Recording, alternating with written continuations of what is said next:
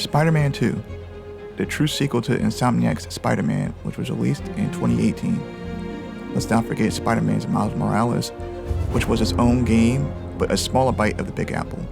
With Spider-Man 2, we're getting the whole bunch. So, should you buy this game now? Maybe wait for a sale? Hello, I'm B Smooth, and here's my mostly spoiler-free review for Spider-Man 2, which is available for the PS5.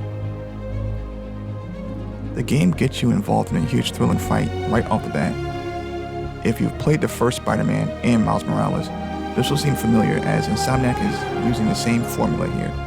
A big fight with stunning visuals and lots of action. This time it's Sandman you're up against, and as usual it's up to Peter and Miles to stop him. It takes some time and a few button prompt sequences, but you put a stop to the mayhem he's causing in NYC. Being apprehended, Sandman warns us there's something coming. This is where the game takes off. After the skirmish with Sandman, you're able to start exploring a humongous but drop-dead gorgeous NYC. Getting around NYC is a blast, being that you're Spider-Man and you're able to pretty much web sling anywhere you want. If this is your first time playing an Insomniac Spider-Man game, web slinging can be pretty tricky at first. You'll get the hang of it the more you play. Just never turn off web swing assist.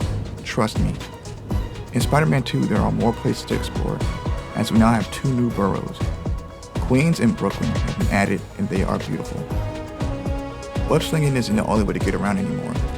Our Spider-Men have upgraded their suits to have wingsuit functionality, and are now able to glide through the city. As you're gliding, you'll find wind tunnels around the city that will make gliding a literal breeze. Peter and Miles work great together. You're able to switch between the two while exploring NYC. While you're out exploring, there are activities for the web slingers, which include side quests, which I highly recommend because the stories attached to them are very good, and rewards are usually pretty awesome. There are crimes in progress, enemy bases, which test your combat abilities and reward you with currency you'll need for upgrades, parlor stashes, which are puzzles you have to solve, mini games, and much, much more. There are some activities only Miles can do, and some only Peter can do. There are also a ton of collectibles to find in NYC. These can be things like spider bots, photo ops, and sand crystals. You also come across mini games, a ton of them actually, and I don't mean that figuratively. Okay, maybe I do. Not in a bad way though. They're a good change up from fighting enemies. If you want to get somewhere, and you're not in the mood for web slinging, then you can fast travel to a place on the map, and I mean a specific spot. It's stupid fast. I don't know how Insomniac was able to pull it off, but it's crazy impressive. Mind you, you'd have to have been to the area first to fast travel there. Let's talk about combat. It's really good. If you're returning to the series, then there's nothing that should surprise you. But if you're playing for the first time, you're in for a treat. Combat is fast and frenetic. It's very satisfying to string combos together. You also get gadgets to help pummel enemies, like web shooters, upshot, and concussion burst, to name a few. As you land blows on your enemies, you'll gain focus. When you fill a focus bar, you can use it to heal or use an insta-kill attack. When an enemy is about to attack, you'll notice your spider sense warning you. You can dodge these attacks by pressing circle. If you time it right, you'll perform a perfect dodge, which rewards you with focus, and you'll automatically web the enemy you dodged. There are some attacks you can't dodge, so you'll have to parry them by using your perfect block. As you win fights, you gain experience and level up. When you level up, you gain skill points.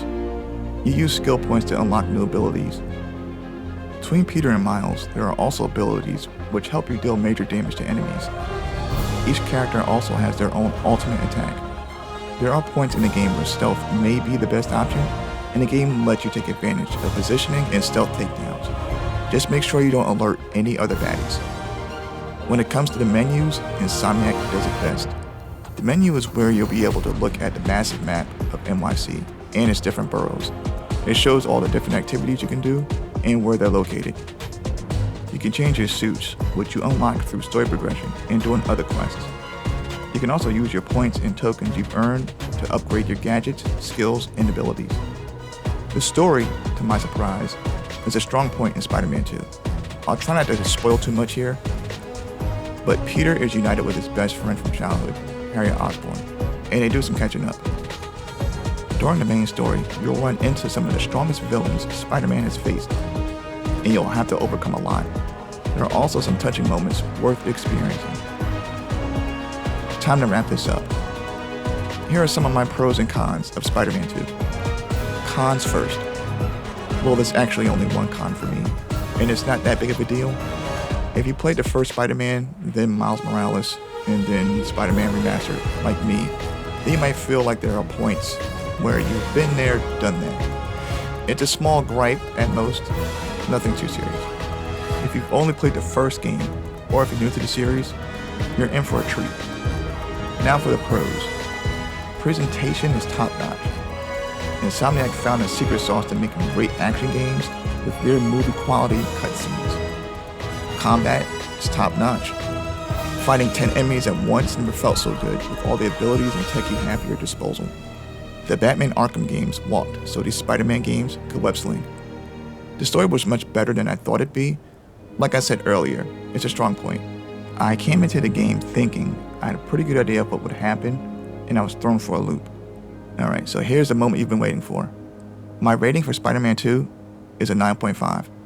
There's tons of action, a thrilling story, and some of the best graphics you'll see in a video game. It's an almost perfect superhero game. If you have a PS5, this is definitely a worthy addition. Well, that's it for me. If this video helped you at all, or if you enjoyed it, please like and subscribe. It really helps the channel. Thank you so much for tuning in. I'll see you next time.